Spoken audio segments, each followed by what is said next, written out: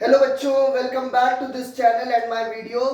आज के इस क्लास में हम लोग मॉर्गेजर और मॉर्गेजी के कॉन्सेप्ट को पूरा अच्छे से समझेंगे।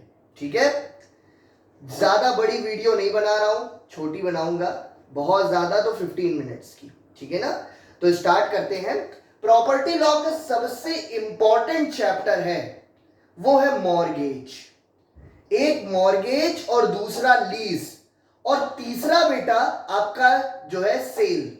ये तीन जो टॉपिक्स हैं जिनको आप कहते हैं modes of transfer of the property, ये बहुत ही इंपॉर्टेंट है, याद रखिएगा।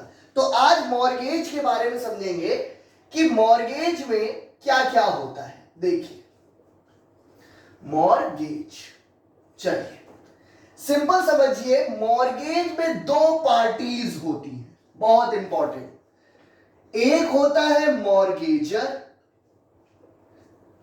और एक होता है मॉर्गेजी। ठीक है, देखो अब तुमको यह तो समझ में आ रहा होगा कि मॉर्गेज का मतलब क्या होता है। अपनी प्रॉपर्टी को गिरवी रखना।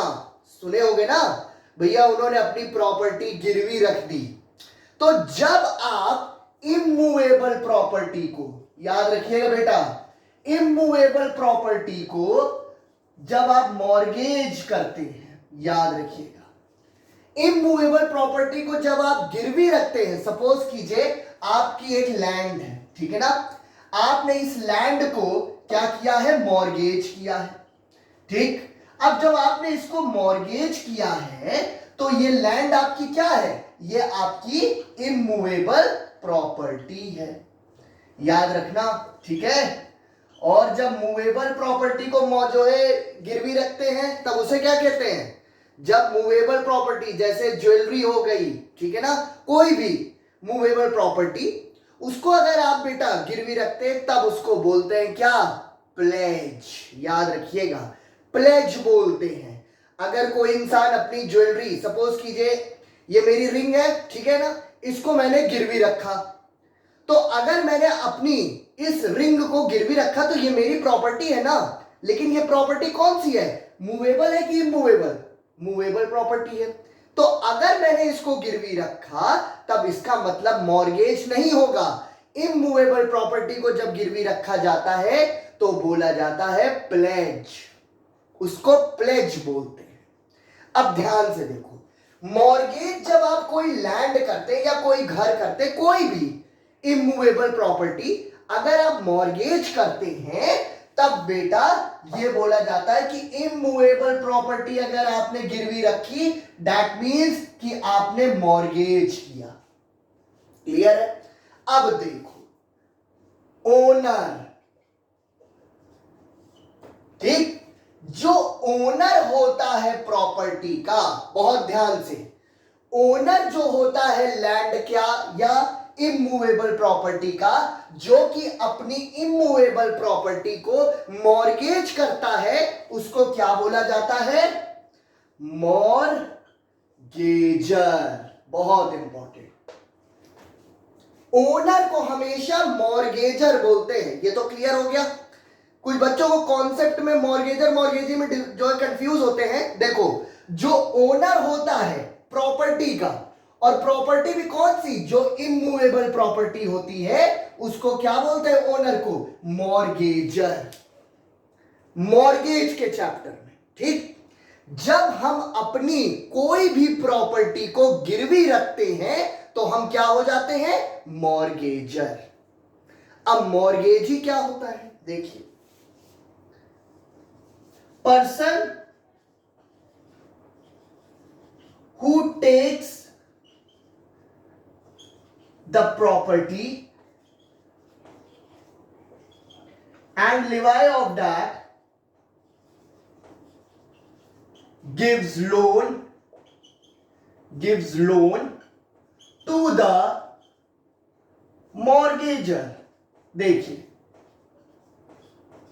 सिंपल समझो, जो पर्सन प्रॉपर्टी को लेता है, एग्जाम्पल के लिए हमारी एक प्रॉपर्टी है, लैंड है, हम उस लैंड को आपके पास गिरवी रखते हैं, ठीक है ना। अब हम अगर आपके पास गिरवी रख रहे हैं तो हम क्या हो गए, हम मॉर्गेजर हो गए। क्यों? क्योंकि लैंड के ओनर तो हम हैं, ठीक। लेकिन जब हम आपके पास गिरवी रखते हैं तब आप क्या हो जाते हैं, आप हो जाते हैं mortgagee. Person who takes the property and in lieu of that, मतलब उसके बदले में जो लोन वो देता है किसको, मॉर्गेजर को, उसे क्या बोला जाता है, मॉर्गेजी। क्लियर हुआ, समझ में आया थोड़ा सा। अब और थोड़ा सा एग्जांपल से समझते हैं। देखिए एक और एग्जांपल लेते हैं। सपोज कीजिए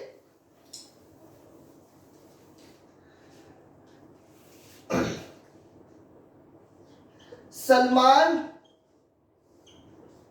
की एक प्रॉपर्टी है सिविल लाइंस में, ठीक है।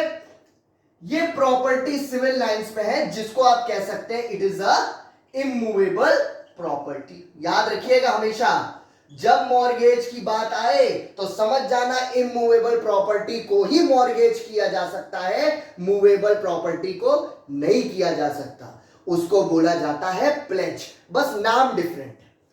तो सलमान की एक सिविल लाइंस में प्रॉपर्टी है जो कि क्या है, इमूवेबल प्रॉपर्टी है, ठीक है। अब दूसरा देखिए, उसने अपनी प्रॉपर्टी, ये जो प्रॉपर्टी है इसको उसने क्या किया, मॉर्गेज किया, मॉर्गेज किया, ठीक है। अब जब उसने अपनी प्रॉपर्टी मॉर्गेज किया तो किसको किया भाई, अगर आपको अपनी प्रॉपर्टी मॉर्गेज करके उसके बदले में पैसा लेना है तो कहां से लोगे, किसी को दोगे तभी तो वो आपको पैसा देगा।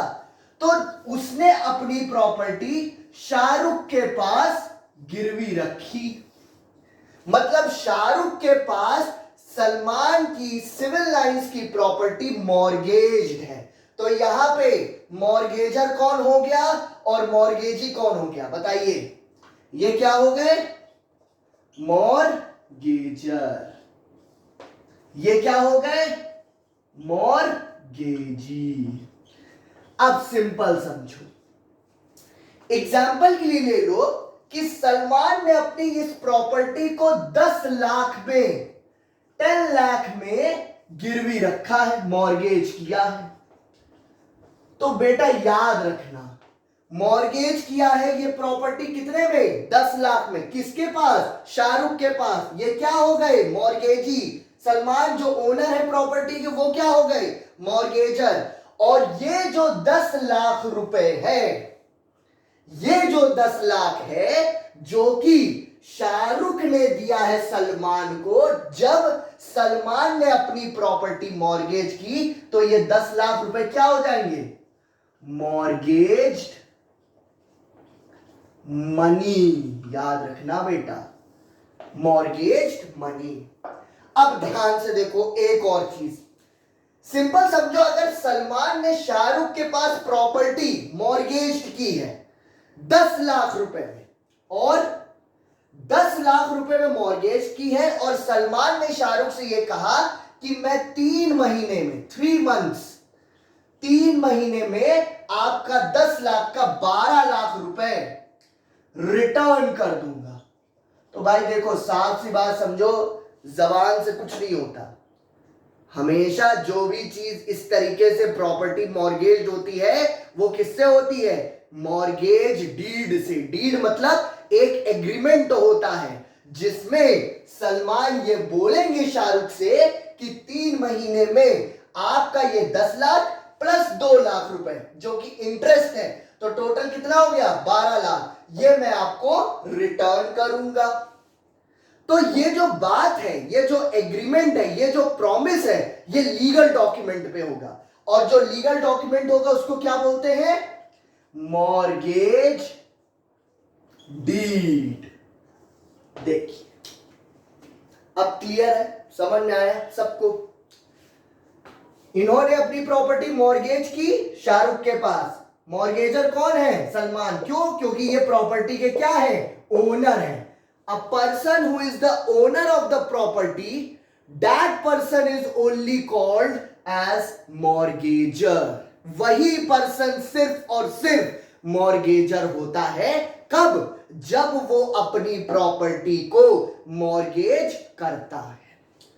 शाहरुख जिनके पास इन्होंने अपनी प्रॉपर्टी की वो क्या हो गए? मॉर्गेजी। क्यों हो गए? क्योंकि 10 लाख रुपए में इन्होंने अपनी प्रॉपर्टी गिरवी रखी, तो ये 10 लाख रुपए इन्होंने दिया ना इनको। शाहरुख ने 10 लाख रुपए सलमान को दिया, ठीक। अब ये जो 10 लाख है इसको क्या कहते हैं? Mortgage deed. यहां पे ये जो होता है इसको कहते हैं, sorry, mortgage money. Mortgage money क्यों कहते हैं? क्योंकि ये जो गिरवी का पैसा मिलता है, ये जो गिरवी का पैसा मिलता है, इसी को कहा जाता है मॉर्गेज्ड मनी। और 10 का 12 लाख मिलेगा, 13 लाख मिलेगा, 14 लाख रुपए सलमान को वापस करना होगा शाहरुख को। तो वो जो बात है, वो जो प्रॉमिस इन्होंने किया है इनसे, उसको किस पे लिखा जाएगा? मॉर्गेज डीड, जिसको आप कहते हैं क्या? एग्रीमेंट। इसको आप एग्रीमेंट भी बोल सकते हैं। लेकिन जब आप मॉर्गेज के बारे में बेटा लिखेंगे तो एग्रीमेंट नहीं लिखेंगे, आप लिखेंगे मॉर्गेज डीड। क्लियर है? एक और चलो एग्जांपल से समझते हैं, छोटा सा। चलिए, क्योंकि ज्यादा बड़ी वीडियो नहीं बनाऊंगा, लेकिन एग्जांपल 2-3 अच्छे समझूंगा तो ताकि क्लियर हो जाए आप सबको। देखिए, एग्जांपल के लिए ले लीजिए, ए ने अपनी प्रॉपर्टी, ए की एक प्रॉपर्टी है इलाहाबाद में। ये जो प्रॉपर्टी है ये इमूवेबल है, ठीक है। ये जो प्रॉपर्टी है ए की, ए को बेटा वो 12 लाख रुपए की नीड है, ठीक है। 12 लाख रुपए ए को चाहिए। अब ए के पास 12 लाख नहीं है, लेकिन उसके पास ये लैंड है जो कि वो क्या कर सकता है? मॉर्गेज कर सकता है। ए ने अपनी प्रॉपर्टी वो मॉर्गेज की, मतलब गिरवी रखी। किसके पास रखी? बी के पास। अब यहां पे ए जो है वो क्या हो जाएगा? क्योंकि ओनर है, मॉर्गेजर। याद रखना, बस एक ही चीज तुम्हें याद रखनी है, जो ओनर होता है प्रॉपर्टी का और जो अपनी प्रॉपर्टी को गिरवी रखता है किसी और के पास और उससे वो पैसा लेता है, वो क्या हो जाता है? मॉर्गेजर। अब देखिए बी, अब यहां पे 12 लाख रुपए बी ने किसको? बी ने दिया ए को, मतलब 12 लाख रुपीस बी ने दिया। तो बी क्या हो गया? मॉर्गेजी। क्लियर है? बी हो गया मॉर्गेजी। अब देखिए यहां पे ये जो 12 लाख रुपए जो बी ने ए को दिया है, जिसको आप कहते हैं कि ये ए ने प्रॉपर्टी मॉर्गेज की बी के पास और 12 लाख रुपए बी ने ए को दिया, तो ये मनी को क्या बोलेंगे? मॉर्गेज मनी, ठीक। अब ध्यान से देखो भाई, अब देखिए सिंपल सी बात है, कोई बिना अपने फायदे के तो देता नहीं है भाई। क्लियर? आप समझिए। तो यहां पे बी ने ऐसी शर्त पर दिया है ए को 12 लाख कि तुम मुझे 12 लाख का 15 लाख रुपए दोगे और वो भी 6 महीने में दोगे। तो यहां पे 6 मंथ्स में A has to return 12 lakh with interest to B, जिसको आप क्या बोलेंगे? ये क्या है? मॉर्गेजी। क्लियर है? तो यहां पे ये जो 6 महीने में इंटरेस्ट के साथ 12 लाख रुपए कौन देगा? ए देगा। किसको देगा? बी को। तो ये जो बात है, ये बात कहीं लिखी रहेगी तभी तो आप उसको पूरी तरह से कंपेल कर पाएंगे, कंपलसरी होगा ए के लिए। तो उसके लिए आपको क्या करना होगा? एग्रीमेंट कराना होगा। तो जो एग्रीमेंट होता है मॉर्गेज में, उसको क्या कहते हैं? मॉर्गेज डीड, मॉर्गेज डीड कहते हैं। क्लियर हुआ? किसी बच्चे को कोई दिक्कत? अब एक तो आजकल जो रिसेंटली बहुत सारे इस तरीके के एग्जाम्पल चलते हैं, चलिए उसको भी एक बार समझ लेते हैं। एक छोटा सा और एग्जाम्पल मैं आपको देता हूं। चलिए देखिए, आपने कई बार देखा होगा बच्चों कि फार्मर्स जो है वो सुसाइड कर लेते हैं इंडिया में। सपोज कीजिए कोई फार्मर है और उसको उसकी एक लड़की है जिसकी उसको शादी करनी है। अब भाई आज के समय में गिरे गिरे कोई भी शादी होगी तो 10 लाख से कम की तो होगी नहीं, बहुत है भाई 7 लाख 8 लाख में होगी भाई। क्लियर? आप समझिए। तो अगर फार्मर के पास भाई 7 लाख 8 लाख रुपए कहां से मिलेगा? उसका एक एग्रीकल्चर लैंड है, ठीक है। अब एग्रीकल्चर लैंड वो क्या है? वो मूवेबल प्रॉपर्टी है कि इमूवेबल? इमूवेबल प्रॉपर्टी है, याद रखिएगा, ठीक है। अब इमूवेबल प्रॉपर्टी है, एग्रीकल्चर लैंड है, फार्मर है। फार्मर अपनी जो लैंड है वो बेटा हमारे पास गिरवी रखता है। अब वो अगर मान लीजिए मेरे पास गिरवी रखता है, फार्मर है, फार्मर ने अपनी एग्रीकल्चर लैंड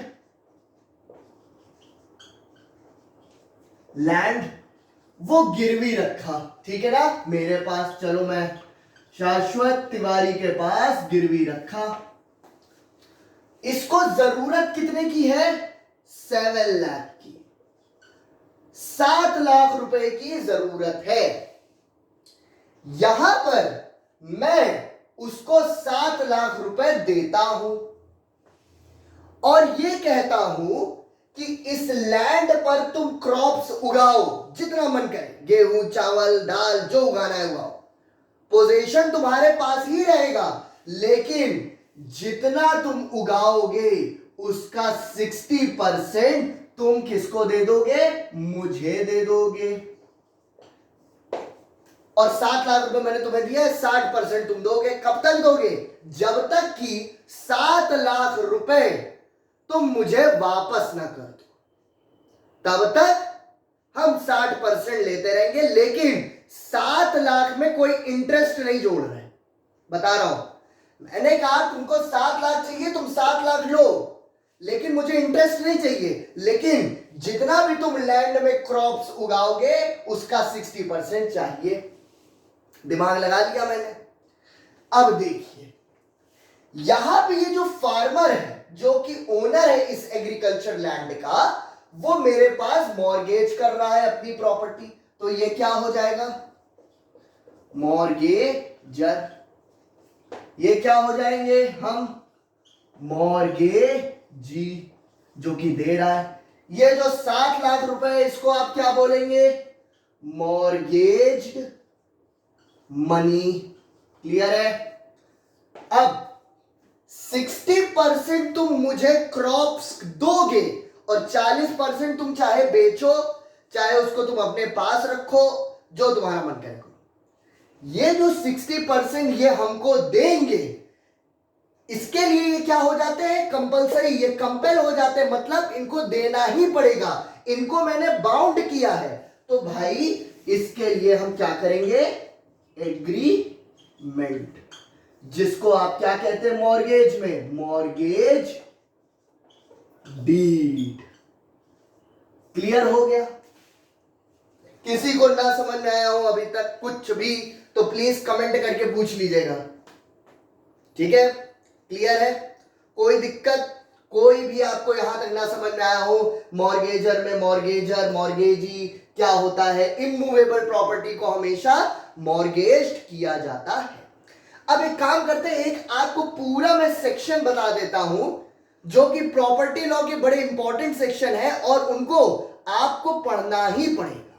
वो आपके सीयूईटी के लिए भी बड़े बेटा इंपॉर्टेंट है। चलिए देखिए, लिख के बता देता हूं आपको, ना हो तो प्लीज उसको नोट कर लीजिएगा ताकि आपको भी याद हो जाए, ठीक है? स्टार्टिंग से एकदम स्टार्ट करता हूं। देखो, इमूवेबल प्रॉपर्टी, इमूवेबल प्रॉपर्टी किस सेक्शन में डिफाइंड है? Under section 3 of TPA. याद रखना बेटा, ये टीपीए का मतलब क्या होता है? Transfer of property act. इस बात को याद रखिएगा। मूवेबल प्रॉपर्टी कहां डिफाइंड है? Movable property section 2G of the registration act. याद रखना, देखो जो मूवेबल प्रॉपर्टी है आपकी, वो टीपीए में कहीं नहीं डिफाइंड है, वो केवल आपकी section 2G of the registration act में डिफाइंड किया गया है। क्लियर है? तीसरा देखिए, व्हाट इज ट्रांसफर्ड। मैंने पढ़ाया था क्लास में, ट्रांसफर्ड क्या क्या चीजें ट्रांसफर की जा सकती हैं। एक लिविंग पर्सन दूसरे लिविंग पर्सन को प्रॉपर्टी ट्रांसफर कर सकता है, उसके लिए कम्युनिकेशन इंपॉर्टेंट है। आइडल्स एंड गुरु ग्रंथ साहिब ये सब ट्रांसफर नहीं किए जा सकते। ठीक है, तो ये जो what is transferred, whether it is a movable property, it is a immovable property, वो डिफाइंड किस में है? Under section 5। लेकिन 5 में एक ट्रांसफर वो रिस्ट्रिक्शन बताता है, अनबॉर्न पर्सन पर रिस्ट्रिक्शन, मतलब subsequent transfer to unborn person.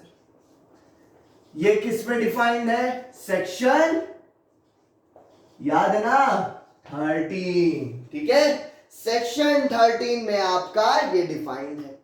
अब कौन से लोग होते हैं जो कि कंपिटेंट होते हैं कॉन्ट्रैक्ट के लिए? भैया, attain the age of majority, must be of sound mind, not disqualified by law. ये किस में डिफाइंड है? अंडर सेक्शन, सॉरी देखिए, कंपिटेंट टू कॉन्ट्रैक्ट किस में डिफाइंड है? सेक्शन 11। याद है ना? देख लो, नोट्स में देखोगे सब तुमको मिलता जाएगा। अब आइए, डॉक्ट्रिन ऑफ इलेक्शन किस में डिफाइंड है? सेक्शन 35। डॉक्ट्रिन ऑफ लिस्पेंडेंस किस में डिफाइंड है? सेक्शन 52। याद है? देख लीजिए, doctrine of election section 35, doctrine of lis pendens under section 52। ठीक, अब देखो, अब सीक्वेंस तुम देखोगे तो तुमको पूरे सेक्शन मिलेंगे। सेल किस में डिफाइंड है? सेक्शन 54। देखो, 52 में ये डिफाइंड है, 54 में सेल डिफाइंड है। क्लियर है? देख लीजिए। मॉर्गेज किस में डिफाइंड है? Mortgage section 58। याद रखो, सेक्शन 58 में मॉर्गेज डिफाइंड है। गिफ्ट किस में डिफाइंड है? सेक्शन 122। सेक्शन 122 में गिफ्ट डिफाइंड है। एक्सचेंज किस में डिफाइंड है? सेक्शन 118। और लीज किस में डिफाइंड है? बड़ा इंपॉर्टेंट, 105 टू 107। इतना सेक्शन तुम्हारा टोटल प्रॉपर्टी लॉ में पढ़ना है। देख लो, और इतना अगर तुमने पढ़ लिया तो लीगल स्टडीज में तो जो नंबर आएंगे अच्छे आएंगे ही। CUET तुम्हारा पूरा तैयार हो गया प्रॉपर्टी लॉ का। पर Immovable properties, section 3. Movable properties, section 2G. What is transferred, section 5. Subsequent transfer to unborn person, section 13. Competent to contract, section 11. Doctrine of election, section 35. Doctrine of lispendence, section 52. Sale, 54. Mortgage, 58. Gift, section 122. Exchange, 118. Lease, 105 to 107. Clear है? यहां तक किसी बच्चे को अगर कोई भी doubt हो तो प्लीज मुझे कॉल करके आप पूछ सकते हैं। डिस्क्रिप्शन में हमारा एड्रेस और कॉन्टैक्ट नंबर दिया हुआ है। जो बच्चे अभी तक क्लासेस ज्वाइन नहीं किए हैं प्लीज क्लासेस को ज्वाइन कर लीजिए, ठीक है ना, क्योंकि थ्योरी सब्जेक्ट्स में मार्क्स आपको बहुत अच्छे मिलते हैं, ट्रस्ट मी। और हर चीज के आपको नोट्स, रिकॉर्डेड लेक्चर्स, सारी चीजें, study material, MCQs, question paper, important question, सब कुछ आपको प्रोवाइड होगा, ठीक है ना। थैंक यू सो मच और नेक्स्ट वीडियो में जल्दी ही मिलते हैं। बाय।